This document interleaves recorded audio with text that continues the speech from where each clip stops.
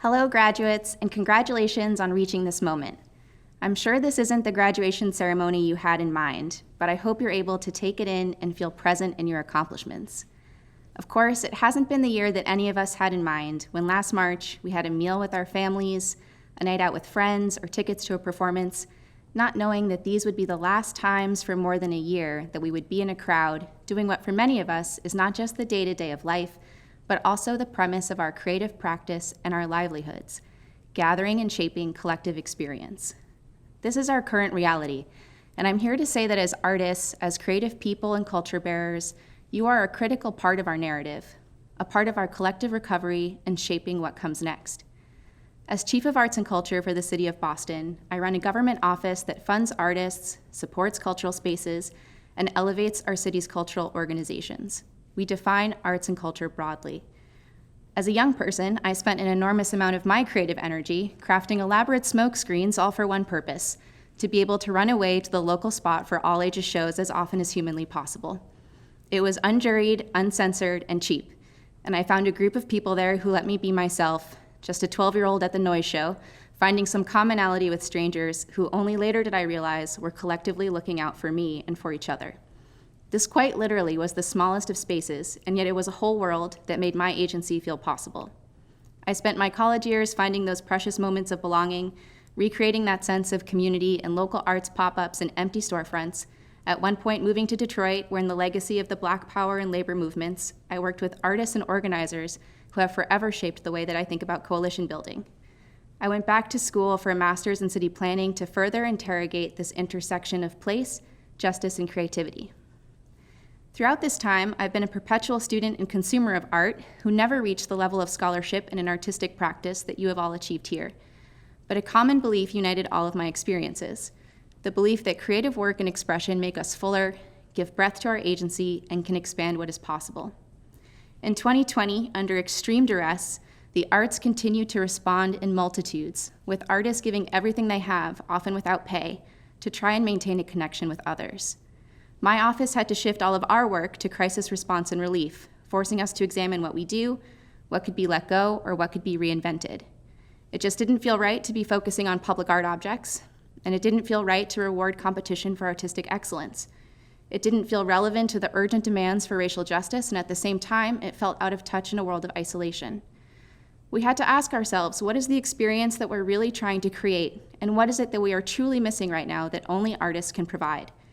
What resulted was a call to create connections between people, to support community rituals and celebrations, and to combat disorientation and insecurity.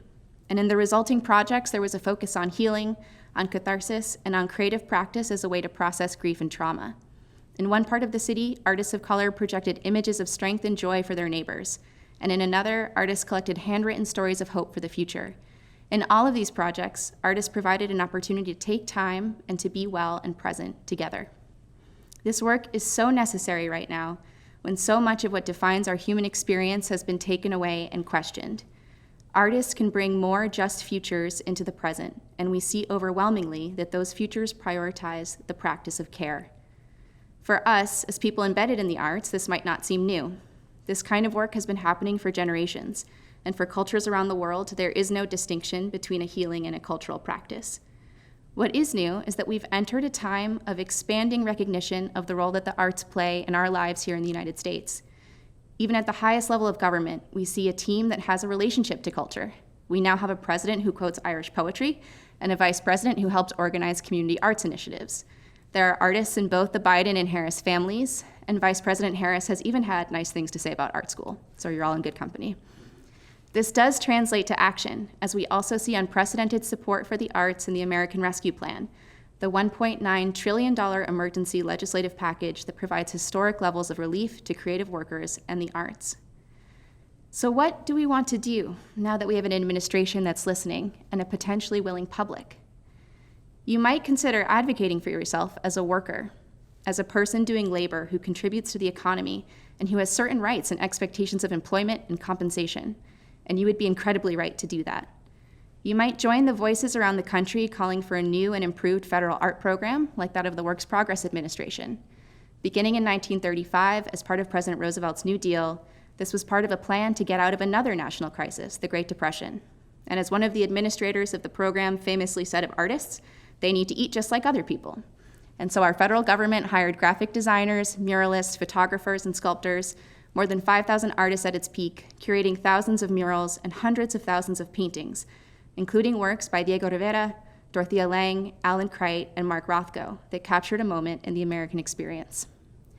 But could you push further still and ask that artists shape the policies that create infrastructure and not just the artwork that is placed on it? In Boston, we are learning about policy from artists, based on the idea that when you put artists and city workers together, you get a creative tension that questions and pulls apart our basic assumptions of how decisions should be made and who they benefit. Take, for example, one of our artists in residence, Karen Young, a community builder and performer.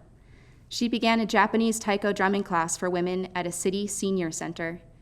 They described beating the drums as energizing and powerful. Together, they go by the name Older and Bolder, a group providing space for elders of color to address issues of racial equity and to build community. With a new collective voice, these women realized that they could improve their neighborhood. They protested and drummed outside the senior center to demand a safer street. And because of the unique nature of this residency, they did so with the full support of 3 city departments. When Karen Young started this class, she didn't know that her participants would become transportation advocates. The policy implications from this emergent project expand our idea of what the future could be. What would our infrastructure investments look like if the mothers and grandmothers in our communities of color were the ones setting the priorities? Now in times of crisis, we see that this kind of approach to policy, imaginative, people-centered, and equitable, is not just some ridiculous pipe dream. We've seen infrastructure for food access and distribution stood up almost overnight. Cities are now piloting guaranteed income for their hardest-hit populations. Maybe we finally see the status quo for the myth that it is, or more to the point, as a product of our own creation and intention. We often hear that the system isn't broken, it's working just the way it's designed. Well now, as our society is reforming, it's time to redesign it.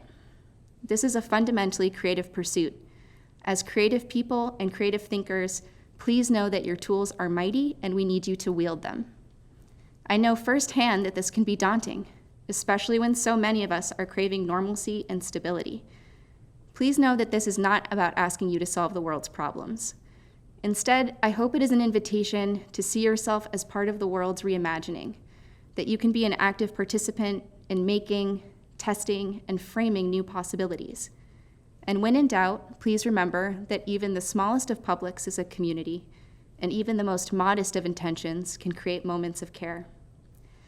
Now working for local government, I have found a new circle of advocates around the country: artists, organizers, local governments, and grassroots coalitions. We are supporting one another and building arts-based recovery programs with plans to get creative workers back to work and to embed artists in all aspects of our country's civic and cultural recovery, so that no matter where you wind up, you're in a place full of possibilities. Graduates, I welcome you with excitement and hope to this community. There are so many of us who see you in this country's narrative. Keep claiming your place and wielding your creativity, and congratulations.